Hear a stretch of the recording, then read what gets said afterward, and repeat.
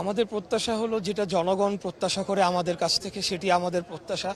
আমাদের জনগণ চায় একটা স্বাধীন সার্বভৌম রাষ্ট্র থাকবে, যেই রাষ্ট্রে ধনী গরিবের মধ্যে বৈষম্য থাকবে না, যেখানে সকল নাগরিক তার মর্যাদা, তার অধিকার নিয়ে বেঁচে থাকতে পারবে। এরকম একটি রাষ্ট্র গঠনের জন্য আগামী দিনে আমরা কাজ করে যাব এবং আমাদের দলীয় যে সকল কর্মসূচি রয়েছে সেগুলোকে বাস্তবায়ন করার জন্য খাল কাটা কর্মসূচি থেকে শুরু করে ফ্যামিলি কার্ড, কৃষি কার্ড এবং সব সেক্টরে আমাদের বিভিন্ন ধরনের পরিকল্পনা তুলে ধরা হয়েছে, সেগুলোকে বাস্তবায়নের জন্য।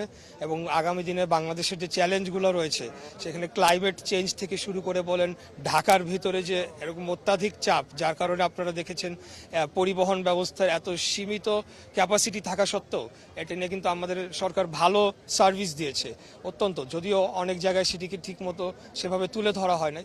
তা আমি বলতে চাই যে এই সকল ডে টু ডে দৈনন্দিন চ্যালেঞ্জগুলো এবং দীর্ঘমেয়াদে বাংলাদেশের সমস্যাগুলোকে চিহ্নিত করে সেগুলা সমাধানের জন্য উদ্যোগ নেওয়া, এটি আমরা আগামী দিনে করে যাব। অবশ্যই এটা তো একটা অত্যন্ত আনন্দের এবং গর্বের বিষয়। এবং আমাকে দল মন্ত্রিত্ব প্রথম আমাদের মাননীয় প্রধানমন্ত্রী জনাব তারেক রহমানের প্রথম ক্যাবিনেটের আমি মেম্বার হতে পেরেছি এবং আমাদের দলের সর্বকনিষ্ঠ আমি মেম্বার এবং দলের আমি সর্বকনিষ্ঠ সংসদ সদস্য। তো আমার কাছে বিষয়টি একটু অবশ্যই আলাদা একটা এটার মধ্যে অর্জনের একটা প্রাপ্তির বিষয় রয়েছে, কারণ আমি মনে করি যে আমি বিগত দিনে আবার রাজপথে ভূমিকা রাখার মাধ্যমে আমার স্থানটি অর্জন করেছি। তো আগামী দিনে আমি দেশের জন্য কাজ করে যাব।